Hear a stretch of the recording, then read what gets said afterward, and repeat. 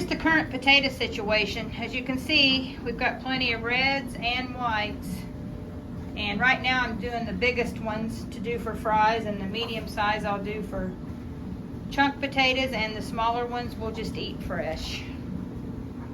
Okay, we're on to the next day, and I am peeling potatoes again. Just boring old peeling potatoes, but today we're making fries. I got this nice cutter, and we're going to be doing 7 quarts of French fries in the pressure canner. So I'm going to get these all peeled. I'm not going to make you watch me peel them, and then I'll be back. Okay, I've got all the potatoes that I had cleaned and ready peeled, and I did go ahead and I did make some fries. I've got 3 left here. I was going to show you. I've got this nice French fry cutter. It comes with 2 different styles. We can do shoestring or the thicker cut. It's very easy to do.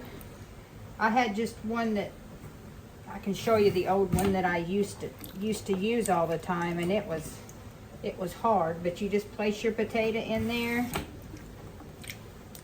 and that's it.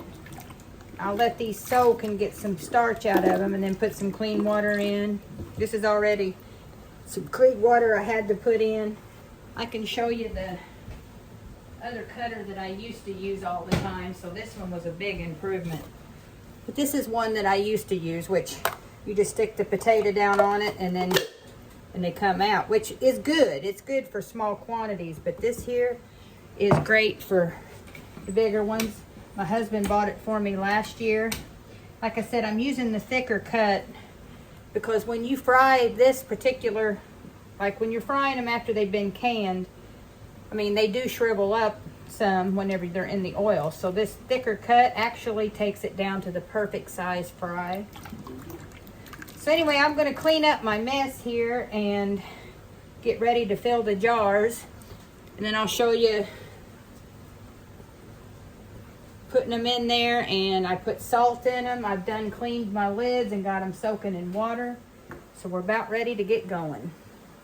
Okay, I got the rest of the potatoes done. I went ahead and put water and salt in the other jars just so my potatoes didn't go black.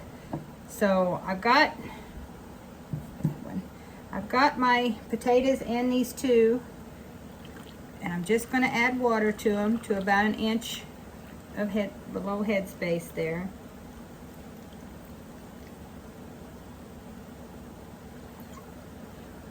A little bit more. Okay. Now I put a teaspoon of pink Himalayan salt in each one. This is a 1/2 teaspoon measure, so 2 in each. There. And I'm going to debubble. Now since I'm putting room temperature water in these and not hot, I'm doing the cold pack method. I didn't want these potatoes to cook or anything because they are going to be fries. They're going to be tender when you take them out of the jar to fry them. The trick is with them that whenever you do put them in the hot oil, I mean, you're going to take them out of the jar, rinse them good, and then you'll put them in your hot oil. But you do not want to constantly be turning them, flipping them with your whatever you use, your spoon or whatever, because they will break. Let them start turning brown to where you see it and getting a little crispy, and then come up underneath them and give them a flip, and they'll be just fine. Let them get good. Once they get crispy on all sides, they're fine. Now, since I'm doing cold pack, like I said, let me turn you around here. I'm in the canner here. This water that I put in here is just room temperature water. It's not hot. So nothing is hot in here. They're going to heat up together. That's going to eliminate the thermal shock so I don't get any jars broke. So I'll get the lid on here, and then we'll get going with the pressure canning. I believe it's 40 minutes for quarts. If it's something different, it'll be here on your screen. If not, it's 40 minutes for quarts for potatoes at My altitude, it would be 10 pounds of pressure. So that's what my weight will be for, is 10. So we'll get them going. Okay, while the potatoes are in the canner, I have got to cut up this gigantic watermelon. My husband and I has been on a watermelon kick now for probably close to a month. And this is probably makes us about a dozen watermelons we went through. It's just so good. This year, the farmers markets had a really good luck with their watermelon harvest. And it's a good, healthy snack to eat. Let's get it to pop. Yeah, that looks good. It's a good seedless watermelon. So I'm going to try and get this cut up because we are now out of watermelon. We've been eating a dish of it after our evening meal. My husband takes it in his lunch sometimes on these really hot days. I don't cut it up any particular way. I've got an ice cream bucket over here to the side.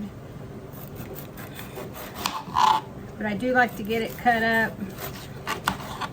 That way it's good and handy when we're ready to eat some. My husband likes to eat his with salt. I don't. I like eating it just regular old watermelon. And this is just how I cut it up. I don't get too close to the rind. I like the really sweet part.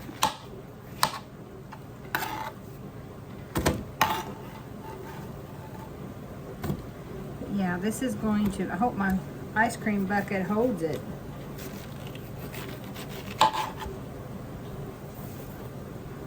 Anyway, I'm going to get this all cut up. My pressure canner's getting ready to go up to pressure here. I'll have to be putting the weight on and slowly cutting away at what I'm supposed to do today.